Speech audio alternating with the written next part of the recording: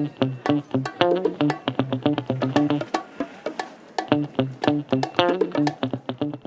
everyone, so today I thought I would start showing you guys some behind the scenes stuff, whether you're a fellow tendy like me, or maybe you're the parent of one and you wanted to start making some highlight videos for your child to make a team someday.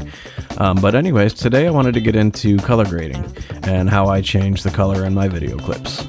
So why don't we get into Resolve. So this is DaVinci Resolve 17 and it is the free version, so everything I'm showing you don't have to pay a cent to be able to do. You'll just need a computer that's got some pretty good specs. But anyways, let's bring in a clip. So we're going to go to the Media tab. We've got these clips right here. Bring them in. Go to the Edit tab. Drag these guys down. GoPros like tiny little segments, so we'll grab them all. Make a compound clip.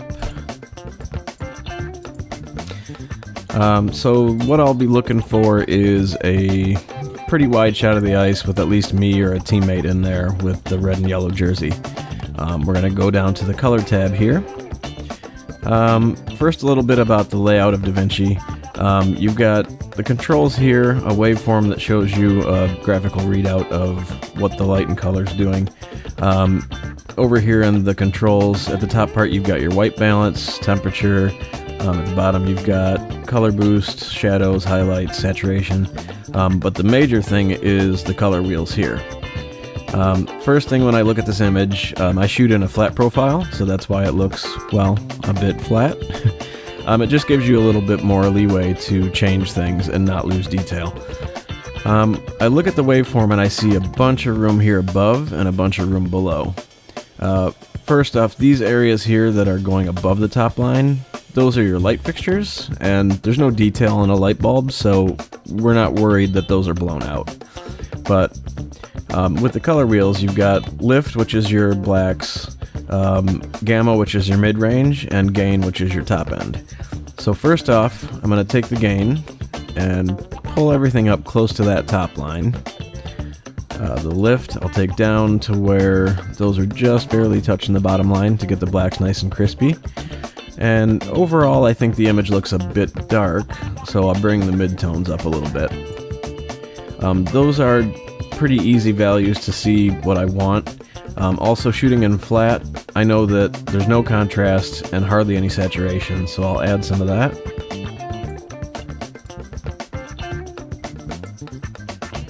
And for temperature, I mean, you're looking at this now and it's really orange. Doesn't look that pleasing, unless that's the look you're going for if you want like a really warm looking image. But I don't. You can use the droplet tool and pick a gray area on your image, and that does a decent job, but it still looks a bit washed out. I actually prefer to do it manually. So we'll come here to the temperature, which is your blue to orange, and we're going to want to go way over to the blue to where stuff starts to look natural. Okay, we'll go ahead and add some color boost.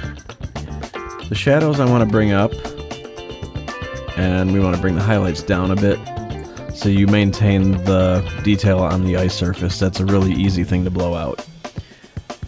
Maybe a little bit more saturation, and that image is looking pretty good. You can look around the whole clip and see that looks like a pretty good starting point.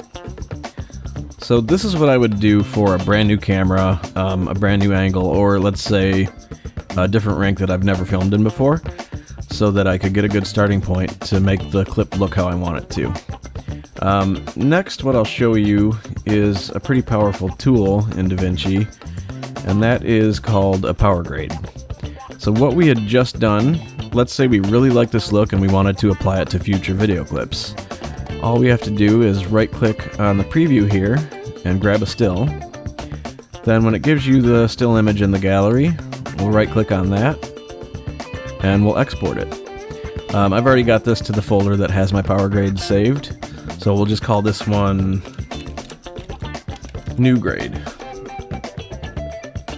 And we'll go ahead and export it. So now you're always going to have this color grade to go back to. So let's just say we'll grab this part of the clip again. Oops. So this part of the image, you know, let's say we want to apply that same grade. You'll go into your gallery again, right click, and this time we're going to import. And we find that new grade right here. So with the clip that you want to affect selected and your power grade selected, you'll right click on it and just say apply grade. So now this clip looks just like that clip. And you'll notice